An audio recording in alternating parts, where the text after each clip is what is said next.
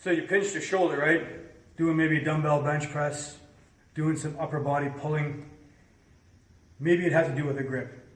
And not only grip strength, but awareness of your wrist falling out of neutral and either becoming ulnar deviated or radially deviated.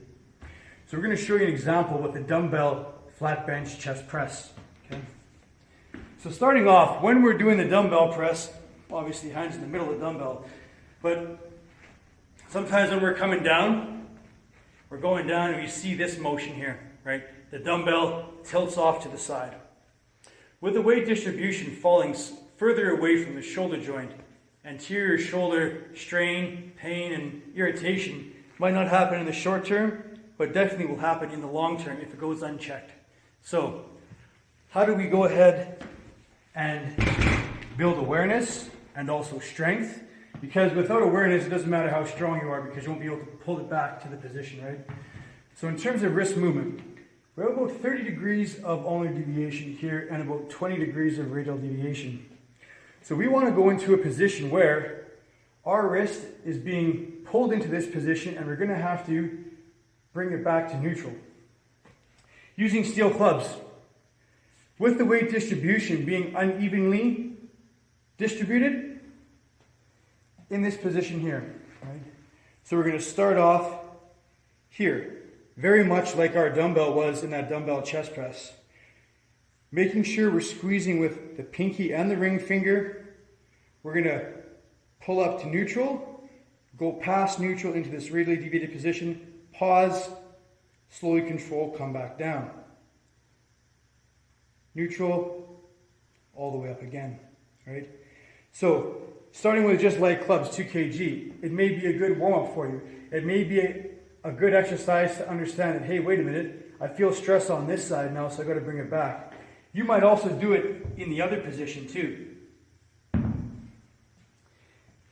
Falling into this radially deviated position here, bring it back. I can't really see it, bring it back to about neutral, I can feel it there, there you go. And then past, all the way down, and past again. You can do it with a switch grip too. This position, you may find, is going to be more challenging, so using a lighter club may be more appropriate, while having the club that's behind you, this way here, may be more appropriate. So here, back and down. Here, tight grip. As you can see, when it falls here, I'm going to really have to grab onto the pinky, ring finger, squeeze tight. Back again. For example, if I just let the pinky and ring finger go, I can't do too much, right? This goes to show you that sufficient grip strength through these fingers here is very important for controlling the wrist. So you might use steel clubs to not only develop strength, to bring the wrist back to neutral if you fall out of neutral, but also to build awareness about how it feels to bring your wrist back to this position and also the amount of force it takes to stabilize it when it's loaded. So you can do these exercises for reps, light reps to warm up. You can do it as a standalone exercise, or else you can make your farmer's carry more challenging. Let me show you how. Working more for endurance.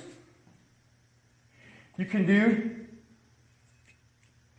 a carry like this. Or else you can do, if you don't have the space, just do an isometric hold here. But you can carry it as the same way that you do with a farmer's carry, not a problem. You can switch it around. Do both sides at the same time. You can even add different weight, as you can see too, so you can also have more demands on your core and postural muscles. You can do it for reps, you can do it for a carry, you can just do it standing in place. The idea here is to give enough stimulus to this muscle group so that it learns how to work and that you also feel when it's working. Hopefully this improves your dumbbell work. Let us know if you give it a try. Thanks for watching.